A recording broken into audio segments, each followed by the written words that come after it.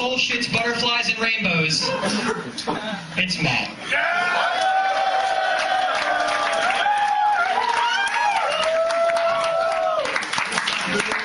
Hey everybody, I got a lot of material to get through and not that much time, so you keep your laughter to a minimum. I can get through this set as quickly and as efficiently as possible. You don't have to laugh on my account. I know these jokes are funny, so please shut the fuck up. I'm kidding, you guys, I'm kidding. Every joke that you don't laugh at, I kill a fucking hostage. It's up to you. Nobody needs to die tonight.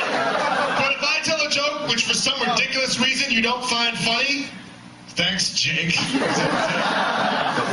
have to start that one over, or what? What's going on? If I tell a joke that you guys don't think is funny, and, think again, all right? Again, for the sake of your peers, please. This doesn't have to go down badly. So I've been getting really into March Madness. I got into it anyway, in March, and it's over now. And I didn't really have a team, because Vass is D3 and shitty, and so I just decided that I would just root for whichever squad had the most white people on it. And it wasn't because I was racist, I just like rooting for the underdog, And don't say that if you disagree with me. They made a movie called White Man Can't Jump and no one said shit. Everyone's like, oh, White Man Can't Jump. Everyone's like, oh yeah, White Man Can't Jump. That sounds about right. Yeah, no, they suck. What are you talking about? White people suck about it. I wonder if fucking people would be half as complacent if they started coming out with movies that were also broadly sweeping generalizations that were wrong and hurtful. Like, oh, let's go see the new Lucy Liu movie. Asian women can't drive. I heard it got great reviews. What about that new other movie? Jewish people can't spend money. That did well in the box office. Or Danny Boyle just came out with a new movie, Indian People Smell Funny. He got nominated for an Oscar.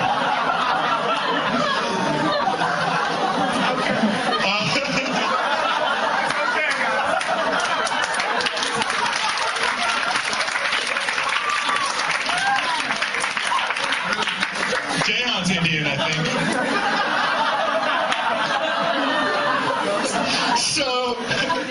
So I was fishing around for some condoms in the condom bin, because I use them occasionally.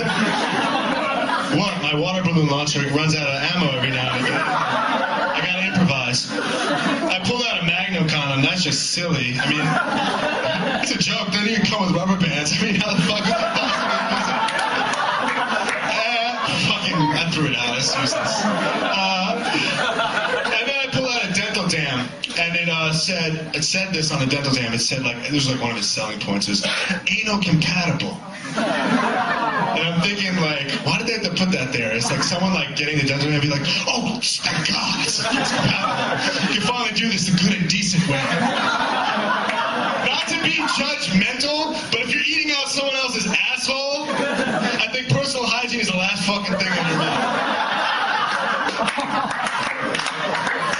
So I've been, AA has been a big part of my life recently. I broke the front door of Maine last semester. So. Thank you.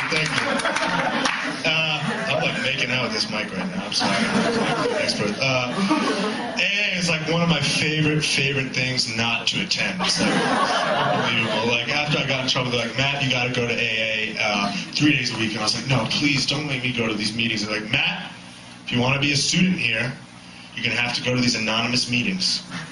And I was like, anonymous? And they're like, oh yeah, don't worry, no one will ever know if you go or not. And I was like, well, okay then. Make it 4 days a week. Fuck it, I'll go every fucking day. Fucking great, but I'm a bit of a mess, Look at me. We're in a place or in a live theater. So I'm watching TV with my mom, and this is a true story. Lindsay Lohan's going on the screen doing something stupid again, and my mom turns to me and she goes, "Why couldn't you be a child star?" And I go, Mom, A, why can't you just love me for who I am? And B, child stars always have these crippling drug and alcohol problems. And she turns to me and she goes, "You already have a drug and alcohol problem. And they should be fucking rich." That joke never gets easier to tell. So I hope you fucking liked it.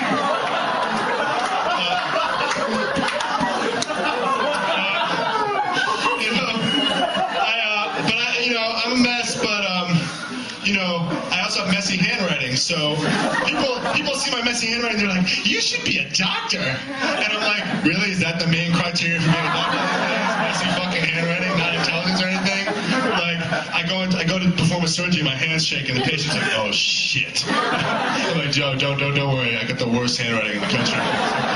It's okay, you're in good hands. I really do want to be a doctor, though. I love women, and I really, believe it or not, for the purposes of this set, I'm kidding. I want to be an obstetrician, help women, get pregnant. I've been doing it since I was 15, so helping women get pregnant, except I don't want to go to men's school, that's hard. I just want to have really, really potent sperm. So your wife's having trouble conceiving, huh? I got you covered. No, I don't miss. I got Michael Phelps is coming out of my dick. Fucking A has been hunting my sperm for years. Bro, you literary fuck out there. That'll be 500 a minute. Don't worry, the bill never goes past 1,000. It's all about turnover. You gotta have turnover.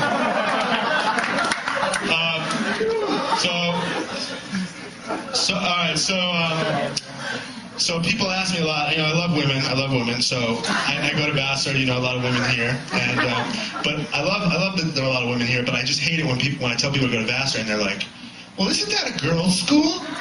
And I'm like, "Yeah, I just had a really compelling application." I had to pull the trigger. They were like, "No, you fucking idiot! It's a school for girls and boys." But how could you stop with girls and boys? How could you be so fucking reductive? What about girls and boys who identify as girls and girls who identify as boys and boys who identify as girls who identify as boys? What about boys who identify as girls who identify as sheep, you intolerant and sexist fuck? What about the goddamn sheep? And after that rant, they never have any fucking doubt that I go to Vassar.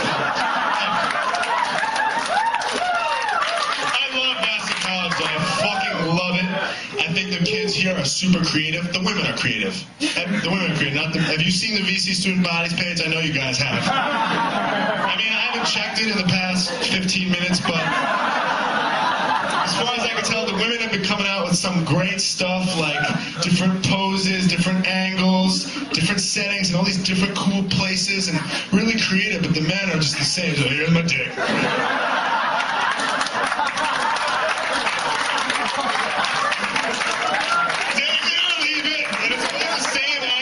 Just falling around. If I were to put a picture of my dick up there, there's so much you could do with a dick. Come on! Maybe put a little hat on it.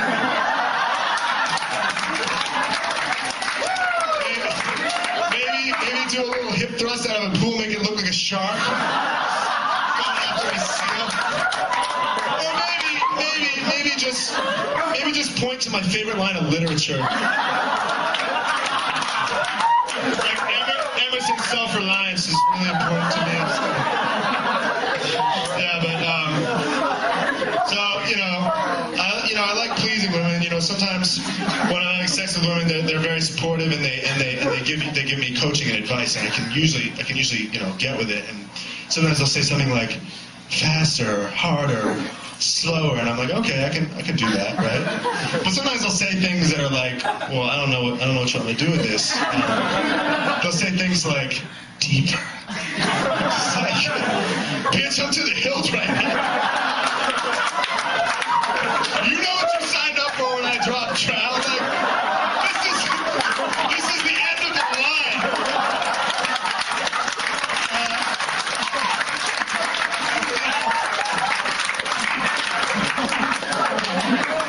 What do you think? My dick has some sort of crank on it?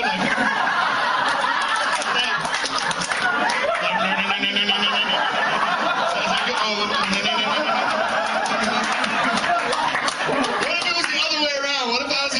with a girl, and she was like, we were having sex, and it was all good. I was like, oh yeah, baby, get shallow for me. Get shallow.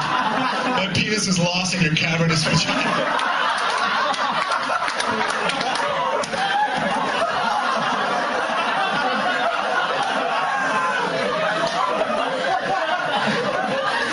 So last year I had an infection in my left testicle.